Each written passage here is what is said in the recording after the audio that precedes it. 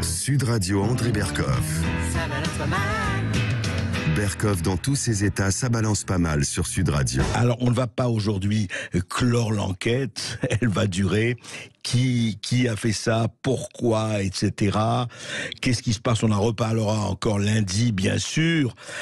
Mais en attendant, à qui profite ce sabotage? À qui profite le crime? Qu'est-ce qui se passe? Qu'est-ce qui peut se passer en matière à la fois économique, géopolitique et autres?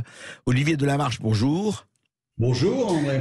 Bonjour Olivier. Alors vous êtes analyste économique, je rappelle, et cofondateur de la lettre économique Les Incorruptibles. Heureusement qu'il y en a encore des incorruptibles. Hein. On se demande où ça va après avoir écouté ce qui se passe avec les douanes françaises. Alors, qu'est-ce qui se passe, Olivier Delamarche? En fait, voilà. À qui ça profite? Qu'est-ce que, là, aujourd'hui, on sait que le sabotage a eu lieu, on sait que du gaz se déverse dans l'eau de mer, on sait ce que l'eau de mer fait au gaz. Quelles conséquences? Qu'est-ce qui se passe? Les conséquences, elles sont toutes simples. C'est que on va plus avoir de gaz. Du tout. Donc, et notamment l'Allemagne qui en a besoin, puisque je vous rappelle que l'Allemagne n'a pas été complètement désindustrialisée comme la France, hein, et que donc ils ont besoin de gaz. Et c'est pas les 2-3 méthaniers qu'on va leur vendre, qui sont quand même du gaz russe, hein, faut le rappeler, c'est-à-dire c'est du gaz russe qui passe par la Chine ou qui passe par l'Inde, et qui triple de prix au passage. Oui, absolument. Mais c'est quand même du gaz russe, donc les dindons de la farce, c'est très clairement nous, comme d'habitude. Et là, les Allemands vont se retrouver sans gaz. Et alors, on a beau le dire, le répéter depuis longtemps, la croissance, l'économie, c'est de l'énergie transformée. Et donc, si vous n'avez pas d'énergie, vous n'avez pas d'industrie, notamment. Ce qui va quand même poser un problème à l'Allemagne, puisque je rappelle que l'Allemagne, c'est son modèle économique, c'est le modèle de l'industrie, et essentiellement de l'industrie automobile, c'est quand même très centré sur l'automobile. Après, vous avez les fournisseurs des constructeurs automobiles, mais c'est quand même un espèce de monomodèle, si vous voulez.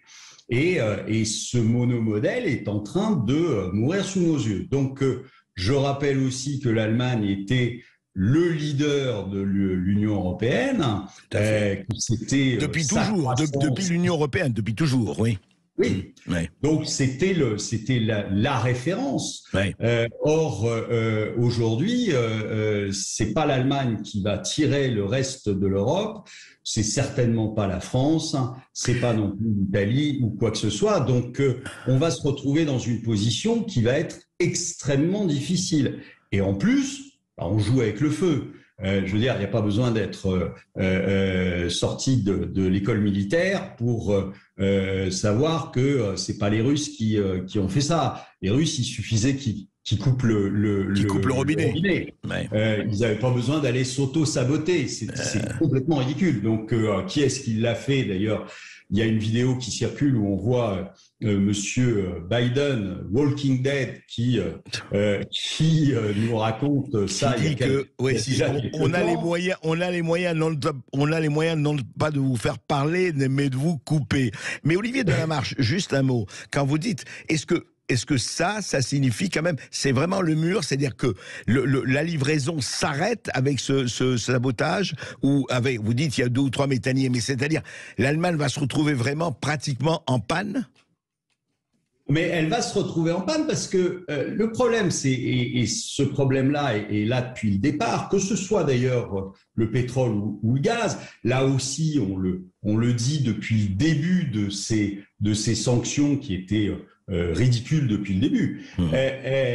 Pour remplacer le gaz russe par du gaz américain, il faudrait construire 5000 méthaniers. Vous ne les avez pas. Bon, et un méthanier, ça se construit pas comme un 421 en 2 semaines. En 2 temps, 3 mouvements. Donc, vous les avez pas. Ensuite, une fois que les 5000 méthaniers sont construits et qu'ils font des allers-retours dans l'Atlantique, eh bien, il faut avoir des ports qui les acceptent. et qui détendent ce gaz. C'est-à-dire que ce gaz, il arrive liquide, il faut le regazéifier pour pouvoir le transporter. Donc tout ça, c'est des investissements gigantesques, c'est des années. Et donc, si vous ne l'avez pas, c'est terminé. C'est-à-dire, vous allez pouvoir faire du bricolage. Ouais. Vous allez pouvoir, en effet, amener quelques... Oui, c'est ce que vous avez dit, quelques métalliers par-ci, par-là. Oui. D'ailleurs, vous avez vu que Norvège-Pologne, ça vient de s'ouvrir comme par hasard, là, le gazoduc. Mais juste, Olivier Delamarche, quelles conséquences pour la France, puisque la France, on a quand même encore quelques centrales nucléaires en fonctionnement. Pas toutes, elles sont pas toutes en panne, oui. Très peu, mais le problème, il est là. C'est-à-dire qu'ils sont en train de faire passer la crise énergétique sur le conflit ukraino-russe. Bon, mais oui, mais c'est pas ça qui a déclenché la crise énergétique. La crise énergétique, M. Poutine n'y est absolument pour rien. La crise énergétique, c'est l'imprévoyance de nos gouvernements depuis déjà 15 ans, qui n'ont pas fait ce qu'il fallait, qui n'ont pas prévu le coup. Et aujourd'hui, c'est un peu facile de la part de M. Macron de venir nous dire qu'il va construire 14 réacteurs nucléaires. Le problème, c'est que ça ne se construit pas comme ça. C'est 10 ans.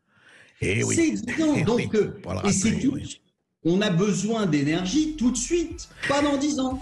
Merci Olivier Delamarche et merci de rappeler ces quelques vérités élémentaires.